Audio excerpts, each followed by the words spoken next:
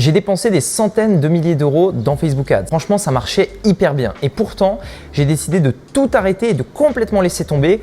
Aujourd'hui, mon business en ligne fonctionne toujours très bien, mais pourtant, je ne dépense plus un seul centime dans la publicité Facebook et ce, depuis plusieurs mois. C'est pourquoi j'ai voulu faire cette vidéo pour vous partager mes raisons.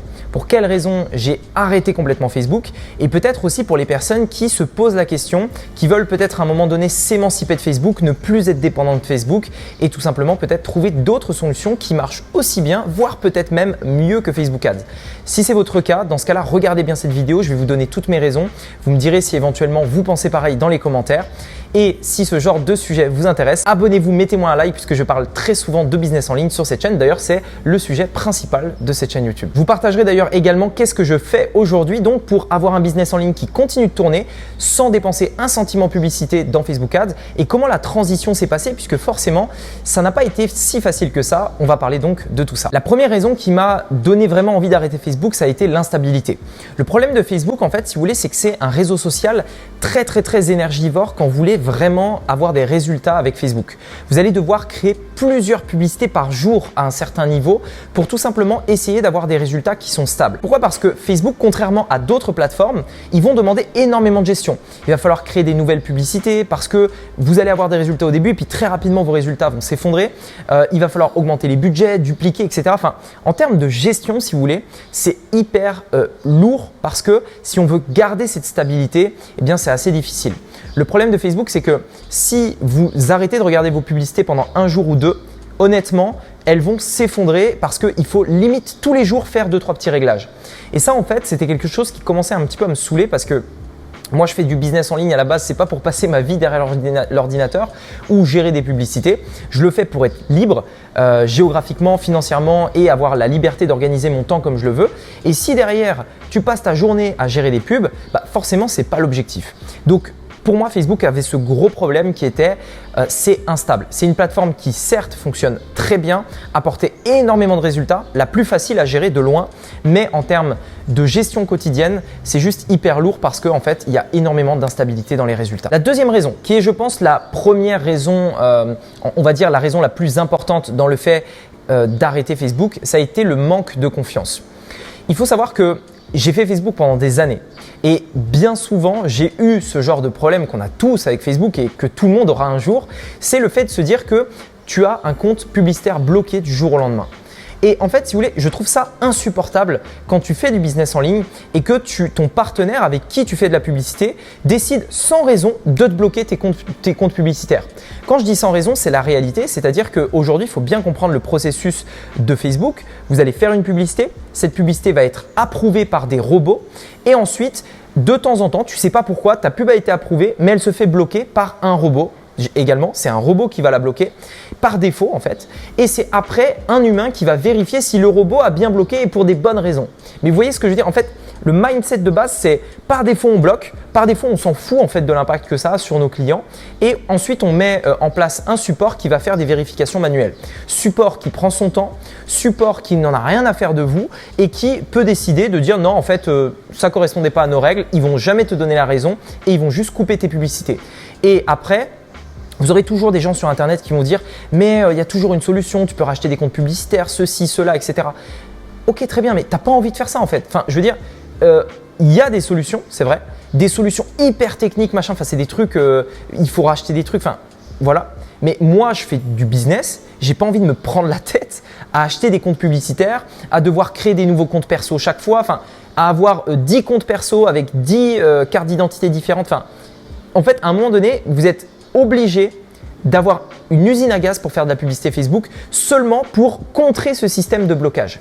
Et c'est limite, tu passes plus de temps à débloquer ton compte qu'à réellement faire du business, gérer tes publicités et gagner de l'argent avec Facebook. Et ce truc-là, en fait, m'a saoulé parce que ça crée énormément de stress, ça crée énormément d'incertitude. Tu te dis tous les jours, honnêtement, il n'y a pas un jour qui se passe quand tu dépends de Facebook sans que tu te dises, ça se trouve demain, mon compte publicitaire va être bloqué. Ça se trouve demain, mon chiffre d'affaires va passer à zéro. Et c'est quelque chose qui m'est arrivé parce que j'avais un business dans lequel je faisais 100K par mois en e-commerce, donc c'était plutôt des bons résultats. Et en fait, du jour au lendemain, mon trafic dépensait à 90% de Facebook. Du jour au lendemain, le business s'est effondré et je suis passé à zéro. Et je me souviens très bien, j'étais dans mon bureau, je reçois cette notification sur le téléphone. Facebook sans scrupule, tu vois, notification sur le téléphone, votre compte publicitaire est désactivé, vous n'avez plus l'autorisation de publier, machin, etc., etc. Et donc, quand tu reçois ça, tu sais que là, tu es mort en fait. Enfin, ton business, il est mort. Après, bien entendu, il faut relancer des trucs et tout, mais tu es un peu shadowban dans le sens où ils vont te mettre un peu des bâtons dans les roues, tu vois. Enfin bref, plein de trucs comme ça qui font que Facebook, au niveau de la confiance, en fait, vous ne pouvez pas leur faire confiance. Ne vous dites jamais, je leur ai donné 100 000, 200 000, 300 000, 1 million, 2 millions, ils s'en foutent complètement. Pour eux, c'est peanuts. Vous pouvez leur donner des centaines de milliers d'euros, c'est d'ailleurs ce que j'ai fait, et vous ne serez pas pour autant plus important qu'un autre client en fait. Donc pour moi, ce problème de confiance, quand on crée un business, quand on veut faire quelque chose de solide, c'est important et c'est pour ça que j'ai quitté Facebook Ads. La troisième raison, et c'est la réalité, c'est que avant Facebook avait vraiment une avance sur toutes les autres plateformes. C'est-à-dire que vraiment on avait Facebook Ads et les autres. C'était vraiment plus performant. Dès que tu mettais 1 euro, tu avais des résultats très rapidement. On va dire leur système d'optimisation publicitaire était vraiment développé par rapport aux autres. Le truc, c'est que depuis le fameux scandale avec Apple, qui a en fait mis on va dire beaucoup plus de contraintes par rapport à la vie privée des gens, Facebook a moins de possibilités de cibler les gens. C'est-à-dire avant, ils pouvaient vraiment rentrer dans vos centres d'intérêt, dans vos likes, ils pouvaient savoir quel âge vous aviez, etc. Enfin bref. Et aujourd'hui, il y a beaucoup plus de contraintes. Et donc, depuis iOS 14.5, c'est-à-dire la mise à jour d'Apple, eh bien en fait, clairement, Facebook est devenu beaucoup moins performant et même moins performant que d'autres plateformes. Il y a énormément de personnes qui ont vécu ce que je suis en train de vous dire. Et d'ailleurs, on l'a vraiment senti dans le business en ligne. Moi, au moment d'iOS 14.5, j'avais déjà fait ma transition, donc je n'ai pas subi cette crise.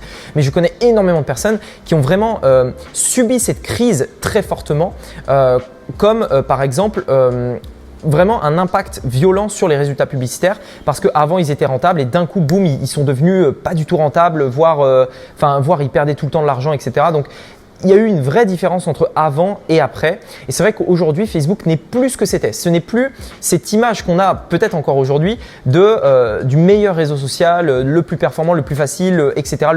Sur tous les plans. Aujourd'hui, je trouve qu'il y a des choses bien plus performantes, en plus de ça, dans lesquelles on peut avoir confiance et beaucoup plus stable. Et c'est donc ce que j'ai décidé de faire. Alors concrètement, aujourd'hui, qu'est-ce que je fais? Puisque maintenant que j'ai un business en ligne qui tourne même très bien, je ne fais plus de publicité sur Facebook. Alors qu'est-ce que je fais? Parce que je sais qu'il y a beaucoup de gens qui pensent qu'il n'y a que ça pour démarrer un business en ligne. Aujourd'hui, c'est simple, j'ai deux choses. Premièrement, je vais créer du contenu sur Internet qui va me permettre d'avoir du trafic gratuit. C'est ce que je suis en train de faire là. Je le fais sur TikTok, je le fais sur Instagram. Et je pense que si vous voulez développer un vrai business stable et surtout qu'il y a une vraie valorisation, faites ça. Faites du contenu. Ce sera extrêmement puissant et sur le long terme, ça vous servira beaucoup plus que la publicité. Et la deuxième chose que je fais aujourd'hui, c'est YouTube Ads. Google Ads de manière générale, c'est-à-dire vous pouvez faire de la publicité, vous savez, sur le moteur de recherche. Mais ce que je trouve qui est beaucoup plus puissant, c'est YouTube Ads. On va vraiment en fait dans une ère où la vidéo domine tous les autres moyens de communication. Même Instagram a fait une annonce récemment où ils voulaient totalement revoir leur plateforme pour être centré sur la vidéo. TikTok se développe extrêmement rapidement parce que c'est centré sur la vidéo et YouTube prend de plus en plus d'ampleur, encore une fois parce que c'est de la vidéo.